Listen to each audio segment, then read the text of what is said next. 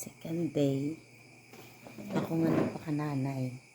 Subong guys, nagbugtaw ko sang alas 4:30 para magluto. Magluto ko sa pagkain sa akong anak. Sa akong estudyante. Nagpakananay siya ako guys. Diba? Isa lang ang tulog pa sila. Tulog sila.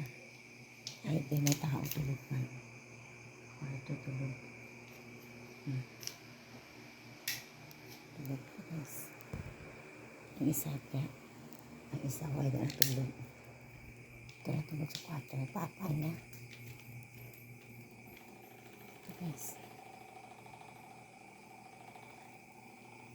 Tulog pa. Okay. May sakit na akong binabantayan.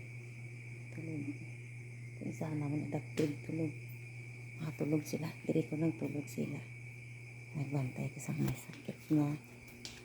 Bantayan. Guys, kape tayo guys. Kape sa morning. Kape. Feeling nanay for 2 days. Thank you.